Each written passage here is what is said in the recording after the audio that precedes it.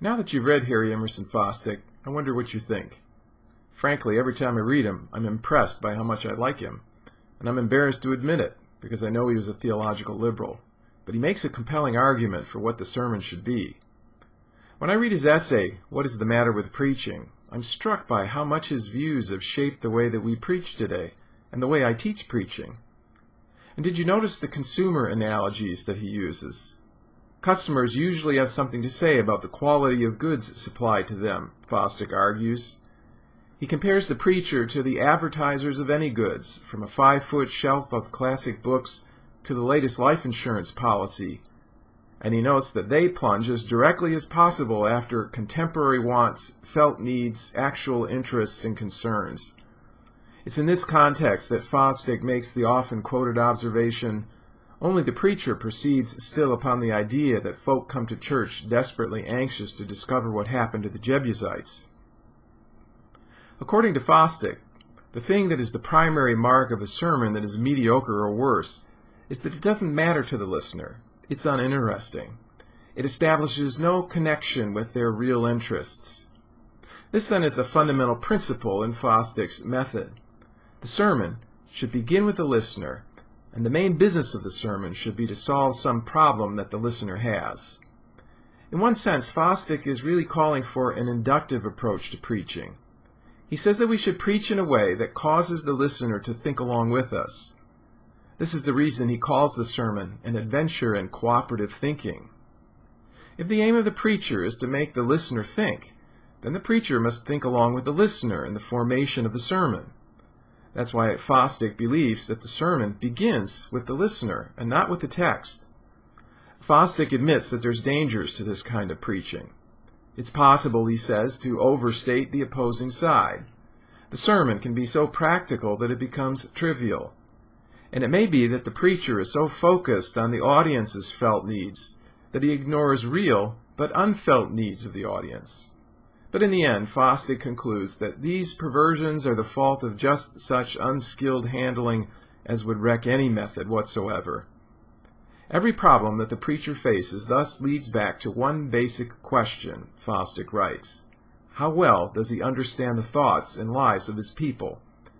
Preaching, according to Harry Emerson Fosdick, is wrestling with individuals over questions of life and death, and until that idea of it commands the preacher's mind and method, eloquence will avail him little, and theology not at all. Fosdick's approach to preaching is pragmatic. The sermon must produce the thing that it talks about. All preaching is creative, Fosdick explains. It actually brings to pass in the lives of the congregation the thing it talks about. So if the preacher tackles the subject of joy, the congregation should go out more joyful than when it came in. That, Fosdick says, is the mark of a genuine sermon. He describes the sermon as an engineering operation by which a chasm is spanned so that spiritual goods on one side are actually transported into the personal lives upon the other. Fosdick makes a good case.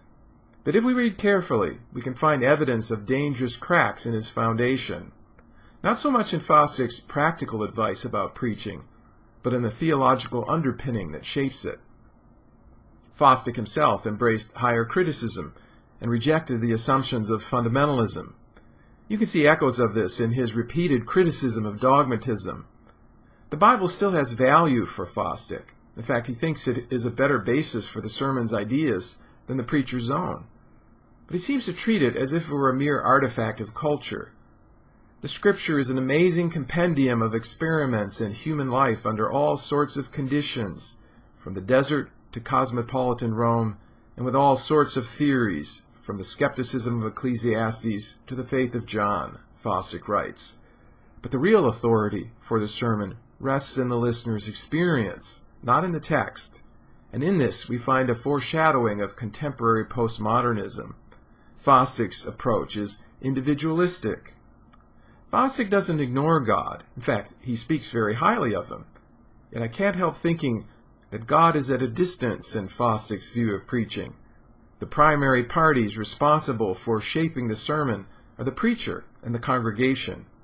God's activity, if it's there, appears to be limited to the giving of the text. though Fosdick doesn't hold to verbal inspiration. Fosdick has much to say that's helpful, but we should ask whether we've moved too far along the trajectory that he sets. I wholeheartedly agree with him when he says that the preacher needs to get into the mind of the listener. But have we followed Fosdick's advice to the point where we merely use the Scriptures to achieve our goal in the sermon? God seems to be at a distance in Fosdick's model.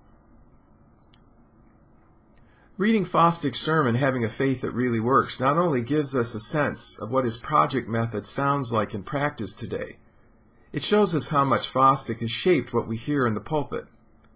I'm convinced that if his sermon were to be preached at Moody Founders Week, most people in the audience would be thrilled.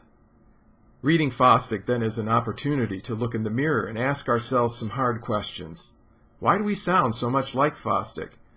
Does it mean that theological liberalism in his day was not what it is in ours? Or does it say something about us? If it does nothing else, it should force us to ask some basic questions. Just what is preaching? What should I do in the sermon, and what can I expect God to do? How should I think about my listeners, and what role should they play in shaping the ideas of the sermon? These are just some of the questions that we're going to want to think about in the weeks ahead.